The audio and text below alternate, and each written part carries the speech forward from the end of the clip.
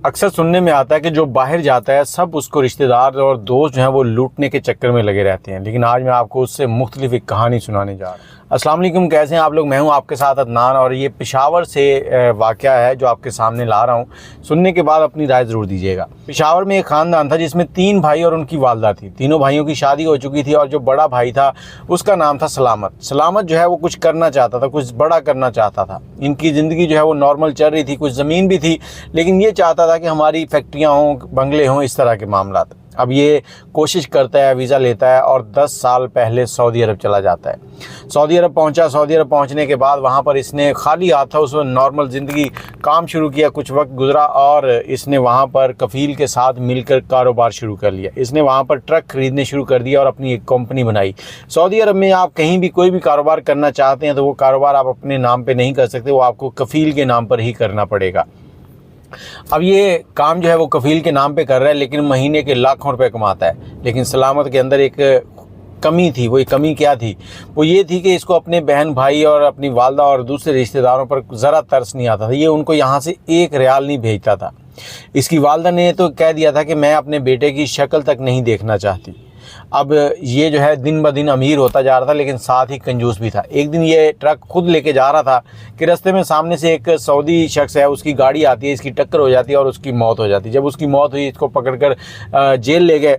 वहाँ जाकर ये परेशान था। जेल में इसका केस चल रहा है और इसके बीवी बच्चे जो थे उनको भी ये सऊदीया ले जा चुका था। अब जो सऊदी कफ़ील था उसने इसके कारोबार के ऊपर कब्ज़ा कर लिया। इधर इसकी बीवी जो है उसके पास जो कुछ पैसे थे वो चंद दिनों में ख़त्म हो गया। अब वो रोड पे आ गई।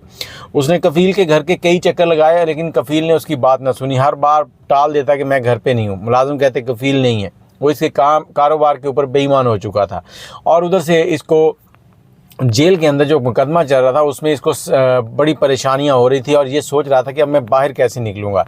तो एक दिन ये फ़ोन मिलाता है अपने भाई को। इसकी वालदा जो इससे बात नहीं करना चाहती, अपने भाई को बताता है कि इस तरह से मुझसे एक मर्डर हो गया, एक कत्ल हो गया और मैं इस वक्त जेल में हूँ और मेरा केस चल रहा है। भाई ने देखा, भाई ने कहा ये क्या, तुम हमारा भाई है, चलो हम देखते हैं, कुछ करते हैं। उन्होंने अपनी वालदा को बताया। वालदा ने दुआएं करनी शुरू कर दी कि अल्लाह मेरे बेटे की ज़िंदगी बख्श दे। और इधर जो भाई थे उन्होंने जो उनकी ज़मीन थी कुछ 10 एकड़ के करीब थी, वो सेल करनी शुरू कर दी। वो ज़मीन सारी सेल कर दी और एक भाई ने वीज़ा लगवाया और सऊदी अरब पहुँच गया। वहाँ आकर वकील से मुलाकात की और वकील ने कहा जी अब जो सामने वाली पार्टी है वो दीद की रकम मांग रही है और इतनी रकम है। अब उसने देखा कि उसके पास जो रकम थी उसमें थोड़ी सी रकम जो है वो कम थी।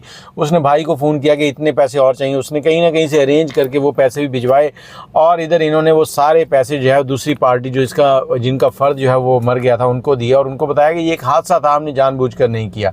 वो फ़र्द जो है वो फौत हो गया और इधर ये जो है इसका केस जो है वो ख़त्म हुआ, इसकी जान छूटी और ये बाहर निकल आया। और जब इसका भाई सऊदीया गया था वहाँ पर जाकर उसने इसकी बीवी के और बच्चों के लिए एक मकान रेंट पे लिया, उनके साथ ही वो भी रहता था, तो उनको एक छत भी मुहैया की थी। और इस सारे प्रोसेस के अंदर तकरीबन 6 से 8 महीने लग गए थे। इस 6 से 8 महीनों में इसको समझ आ गई थी कि मेरे भाई मेरे लिए क्या है। अब ये केस ख़त्म हुआ और इसने जो वहाँ पर ट्रक थे, जो कंपनी इसने बनाई हुई थी, वो वहीं छोड़ी, क्योंकि कफ़ील उसके ऊपर कब्ज़ा कर चुका था। वो इसको कोई रास्ता नहीं दे रहा था। इसने वापसी के टिकट लिए और सब के सब वापस आ गए। भाइयों ने कहा तुम चलो। यहाँ पहुँचे हैं तो एक दिन ये खड़े खड़े बेहोश हो गया, क्योंकि इसकी मुश्किलात अभी कम नहीं हुई थी। अब जैसे ये बेहोश हुआ, इसको लोगों ने उठाया, हॉस्पिटल ले गए। हॉस्पिटल में इसके टेस्ट हुए तो वहाँ पर पता चला कि इसको 4 स्टेज का कैंसर है, जिगर का कैंसर है, जिस वजह से इसकी ज़िंदगी जो है वो तकरीबन ख़त्म होने वाली है। इधर इसको हॉस्पिटल में एडमिट करवा दिया। भाई जो हैं वो दोनों भाई सर जोड़ के बैठे हैं कि हम इसको किसी सूरत भी इस कैंसर के मर्ज़ में मुब्तला नहीं रहने देंगे। इसने भाइयों को बुलाया और उन्हें कहता देखो तुम लोग मेरे लिए पहले ही बहुत कुछ कर चुके हो, तो मैं नहीं चाहता कि तुम लोग अपना पैसा ज़ाया करो, क्योंकि कैंसर है, मैं चंद दिनों का मेहमान हूँ और उसके बाद मैंने इस दुनिया से रुखसत हो जाना है, तो तुम लोग ये पैसे का ज़िया ना करो। इस बीमारी का कोई इलाज नहीं है। लेकिन भाई जो थे वो भाइयों की रगों में भाई का खून दौड़ रहा था, खून जोश मार रहा था कि हमारा भाई है, बीमारी में मुब्तला है, हम क्यों ना कुछ करें। उन्होंने अपनी दुकानें बेची, जेवर बेगमाओं का जो जेवर था वो बेचा, अपनी माँ का जेवर जो था वो बेचा और बेचकर सारा इस पे लगा दिया। लेकिन ये चंद दिनों का मेहमान था, उसके बाद इसकी डेथ हो गई और ये अल्लाह को प्यारा हो गया। उधर इसने मरने से पहले दोनों भाइयों को बिठाया और उनको कहा कि देखो मैं बहुत गुनहगार हूँ और मैंने जब मेरे पास पैसा था मैंने तुम लोगों की तरफ नज़रें उठा कर नहीं देखा, तुम लोगों को देखना तक गवारा नहीं किया, लेकिन तुम लोगों ने उसके बरक्स मेरी हर तरह से खिदमत की, अपनी ज़मीन बेच दी, अपनी दुकानें बेच दी, अपना सोना बेच दिया और मुझे यहाँ तक ले आए हो कि मैं ठीक हो जाऊं, लेकिन मेरे नसीब में ठीक होना नहीं है। मैं शायद इस दुनिया से रुखसत हो जाऊंगा, लेकिन मुझसे वादा करो कि मेरी बीवी और बच्चों का ख्याल रखोगे, उन्हें अपने बच्चों की तरह इस दुनिया में पालोगे। दोनों भाइयों ने उससे वादा किया और कुछ दिनों के बाद इसकी डेथ होगी। डेथ होने के बाद उसका जनाजा जो भी थे मामलात वो ख़त्म हुए।